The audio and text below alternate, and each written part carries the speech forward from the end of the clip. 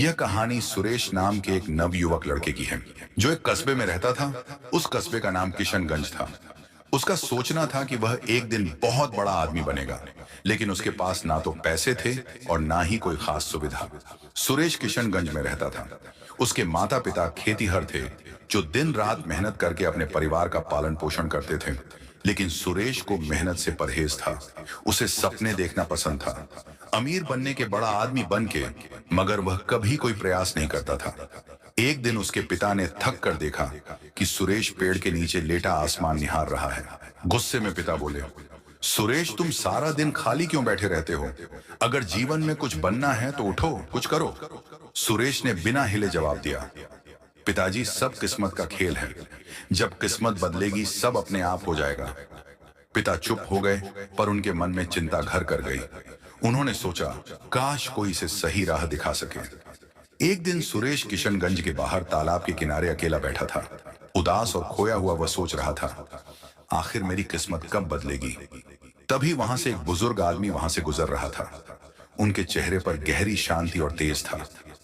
उनकी आंखों में ऐसा आकर्षण था कि कोई भी उन्हें अनदेखा नहीं कर सकता था। आदमी ने सुरेश को उदास देखा और पूछा, बालक, तुम इतने उदास क्यों बैठे हो? सुरेश ने धीरे से जवाब दिया, गुरुजी, मैं सफल होना चाहता हूं, लेकिन किस्मत मेरा साथ नहीं देती। आदमी मुस्कुराए और बोले, सफलता किस्मत से नहीं, कर्म से मिलती है। क्या तुम सीखने के लिए तैयार हो? सुरेश ने तुरंत उत्साहित होकर कहा, हाँ गुरुजी, मैं तैयार हूं। गुरुजी ने गंभीर स्वर में कहा, तो फिर तुम्हें मेरे साथ 7 दिन रहना होगा। मैं तुम्हें सफलता के कुछ नियम सिखाऊंगा, लेकिन एक शर्त है, तुम कभी खाली नहीं बैठोगे। पहला नियम, सपना देखो। लेकिन जाग कर वह आदमी सुरेश को एक सुनसान पहाड़ी पर ले गए। वहां ना कोई आरामदायक जगह थी, ना छाव, बस चारों ओर पत्थर और सूखी मिट्टी। सुरेश थक कर बैठ गया, लेकिन वह आदमी खड़ा रहा और गहरी नजरों से उसे देख रहे थे। गुरुजी बोले, अगर सफल होना है तो सपने देखो, लेकिन आंखें बंद करके नहीं जागते। हुए खुले दिल से सुरेश ने हैरानी से पूछा, गुरुजी, इसका क्या मतलब है? क्या सपना देखना गलत है? संत मुस्कुराए और बोले, सपना देखना गलत नहीं है बालक, मगर सिर्फ सोचना और बिना कुछ किए बैठ जाना ही असली समस्या है। तुम हर दिन सोचते थे कि अमीर बनोगे, मगर कभी कोई कदम नहीं उठाया। सच्चे सपने वे होते हैं जो तुम्हें चैन से सोने ना दें और हर सुबह तुम्हें उठाकर मेहनत करने के लिए मजबूर करें। सुरेश चुप हो गया। उसने पहली बार सोचा, मैं सच में बस सपने देखता रहा, पर कभी उन्हें हकीकत में बदलने की कोशिश नहीं की। संत जी ने एक पत्थर उठाया और सुरेश के सामने रखते हुए कहा, यह पत्थर भी अपने आप सोने में नहीं बदलेगा। जब तक कोई इसे तराशे नहीं, ठीक वैसे ही तुम्हारे सपने भी तब तक अधूरे रहेंगे जब तक तुम उन्हें आकार देने के लिए मेहनत नहीं करोगे। सुरेश ने सिर झुकाकर पहली बार अपने भीतर झांकने की कोशिश की। पहला नियम उसे समझ आ गया था, सपना देखो, लेकिन जाग कर। दूसरा नियम, काम में लगो, खाली बैठना मौत है। अगले दिन सुबह सुबह संत जी ने सुरेश को बुलाया। ठंडी हवा चल रही थी और सूरज धीरे धीरे निकल रहा था। संत जी ने कहा, आज से तुम्हारा काम है इन 101 पत्थरों को इस जगह से उठाकर उस पहाड़ी के पास ले जाना। सुरेश चौंक गया और बोला, गुरुजी, ये तो बेकार का काम है। इससे क्या हासिल होगा? ना कोई मकसद, ना कोई फायदा। संत शांत भाव से मुस्कुराए और बोले, काम का कोई छोटा या बड़ा मतलब नहीं होता सुरेश, असली बात यह है कि तुम व्यस्त रहो। जब मन खाली होता है तभी आलस, डर और शंका जन्म लेते हैं। सुरेश ने अनमने मन से पत्थर उठाने शुरू किए। हर पत्थर भारी था और सूरज की गर्मी बढ़ रही थी। शुरुआत में उसे गुस्सा आया, पर धीरे धीरे उसका ध्यान सिर्फ काम पर केंद्रित हो गया। दिन के अंत में वह थक चुका था, पसीने से तरबतर था, मगर हैरानी की बात यह थी कि उसके मन में अजीब सी शांति और संतोष था। संत जी उसके पास आए और बोले, देखा सुरेश, तुम थके हुए हो पर निराश नहीं। तुम्हारे मन में कोई उलझन नहीं है। जब तुम काम में लगे रहते हो, तुम्हारे पास असफलता के बारे में सोचने का भी समय नहीं होता। सुरेश चुपचाप सिर हिलाने लगा। अब उसे समझ आ गया था, काम में लगो, खाली बैठना मौत है। तीसरा नियम, धैर्य रखो, सफलता धीरे धीरे मिलती है। तीसरे दिन सुबह संत सुरेश को खेत के पास ले गए और उसे बीजों का एक छोटा थैला देते हुए बोले, इन बीजों को इस जमीन पर बो दो और हर दिन इन्हें पानी देना। सुरेश ने उत्साह से बीज बो दिए और उसी दिन शाम को जाकर देखने लगा कि कहीं कुछ अंकुर तो नहीं निकला, लेकिन वहां कुछ भी नहीं था। अगले दिन भी उसने पानी दिया और फिर उम्मीद से जमीन को निहारता रहा, पर नतीजा वहीं तीसरे दिन सुरेश चिढ़ गया और संत जी से गुस्से में बोला, गुरुजी, मैंने 2 दिन से मेहनत की है, लेकिन कुछ भी नहीं होगा, ये सब बेकार है। संत मुस्कुराए और शांति से बोले, सुरेश, क्या बीज इतने जल्द अंकुरित हो सकते हैं? सफलता भी ऐसे ही होती है। बीज बोने के बाद तुरंत फल नहीं मिलता, पर जो धैर्य रखता है वही असली फल का स्वाद चखता है। सुरेश ने सिर झुका लिया। उसने पहली बार महसूस किया कि वह हमेशा अपनी जिंदगी में जल्दी जल्दी सब कुछ पाना चाहता था।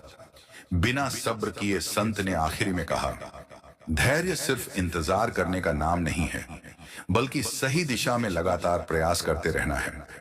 बिना हताश हुए चौथा नियम, सीखना कभी मत छोड़ो। चौथे दिन सुबह संत सुरेश के पास आए और उसे एक पुरानी मोटी किताब थमा दी। किताब के पन्ने पुराने थे, लेकिन उनमें जीवन के गहरे रहस्य छुपे थे। सुरेश ने किताब को देखा और मुंह बनाते हुए बोला, गुरुजी, मुझे पढ़ाई पसंद नहीं है। इससे क्या होगा, मैं तो मेहनत करना सीख रहा हूं। न संत शांत स्वर में बोले, अगर सीखना नहीं चाहोगे तो आगे बढ़ो। कैसे सफलता कभी भी रुकती नहीं है, वह निरंतर सीखने की प्रक्रिया है। तुम्हारे शरीर को भोजन की जरूरत होती है, वैसे ही तुम्हारे मन को भी ज्ञान की जरूरत होती है। सुरेश ने अनमने मन से किताब पढ़नी शुरू की। शुरुआत में उसे बोरियत हुई, लेकिन जैसे जैसे उसने पढ़ना जारी रखा, वह उसमें लिखे विचारों में खोने लगा। उसे एहसास हुआ कि किताब में छोटे छोटे शब्दों के पीछे कितनी गहरी बातें छुपी हैं। कुछ दिनों में सुरेश का नजरिया बदल गया। अब वह खुद से किताब उठाकर पढ़ने लगा और संत से सवाल भी पूछने लगा। संत मुस्कुराकर बोले, देखा सुरेश, सीखना कभी खत्म नहीं होता। जो सीखना बंद कर देता है, उसका विकास भी रुक जाता है। जीवन में हर अनुभव, हर व्यक्ति और हर स्थिति से कुछ ना कुछ सीखने को मिलता है।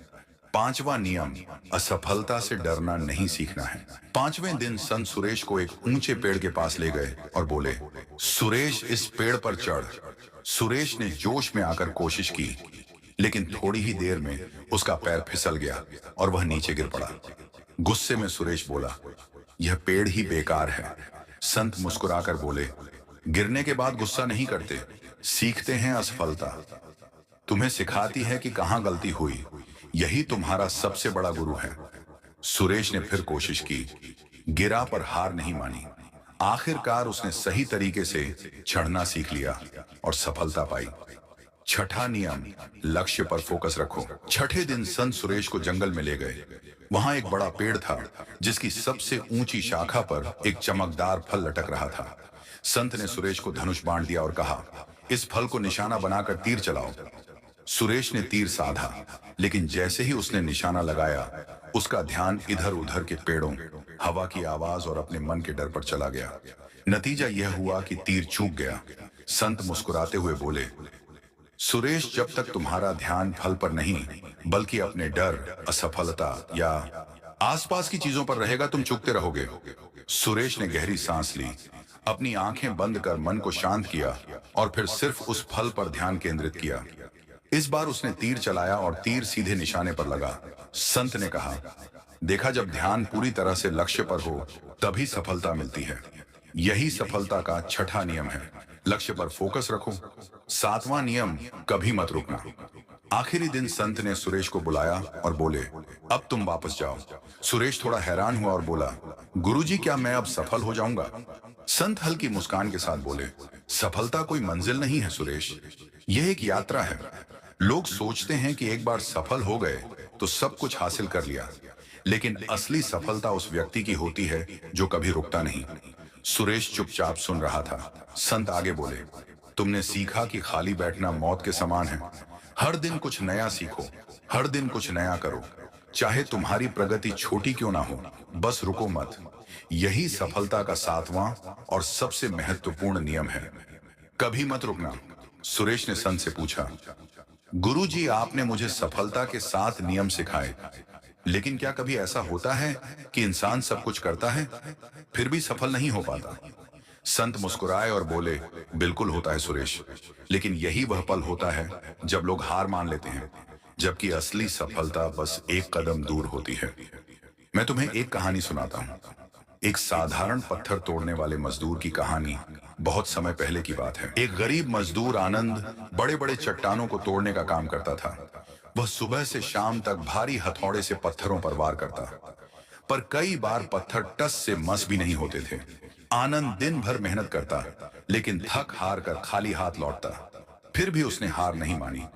उसका नियम था, हर दिन हर हाल में कोशिश करनी है।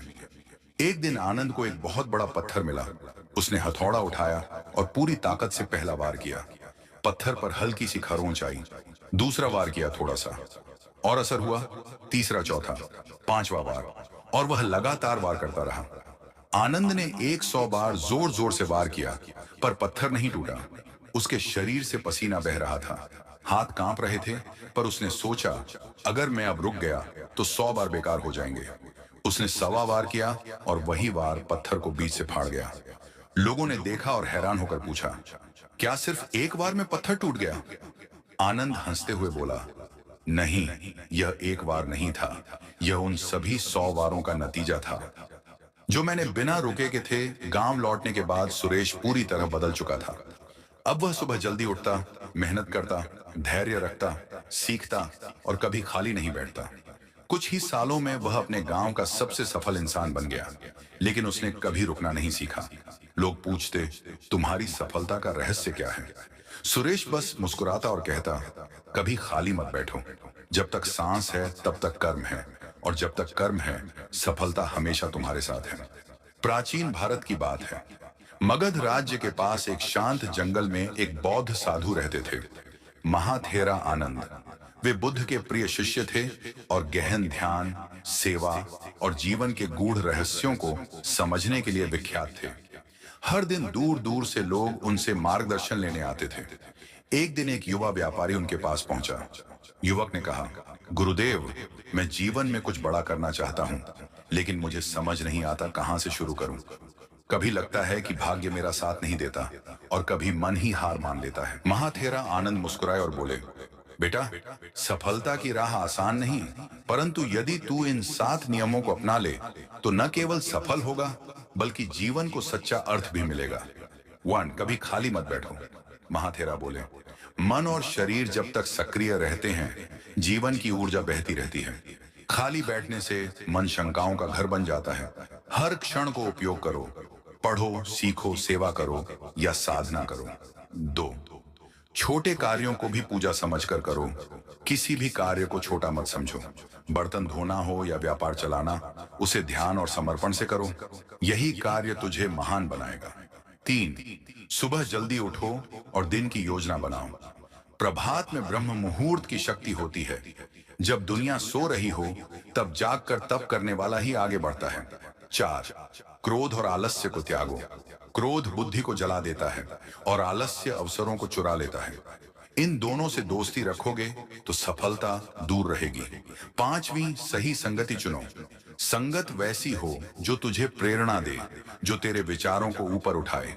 जैसे धुआं आंखों में जलन करता है, वैसे ही गलत संगति आत्मा को मैला करती है। 6, प्रतिदिन आत्मचिंतन करो। हर रात एक दीपक जलाकर अपने आप से पूछो, क्या आज मैंने कुछ सीखा? आत्मविश्लेषण ही सच्चे सुधार का पहला कदम है। 7, दया और सेवा को जीवन का हिस्सा बनाओ। जो दूसरों के जीवन में रोशनी लाता है, उसके जीवन में सूर्य कभी अस्त नहीं होता। सबसे बड़ी साधना है। कहानी का अंत। युवक ने इन नियमों को अपनाया। उसने रोज कुछ नया सीखा, परिश्रम किया, सेवा की, और धीरे धीरे वह न केवल एक सफल व्यापारी बना, बल्कि समाज का पथ प्रदर्शक भी बन गया।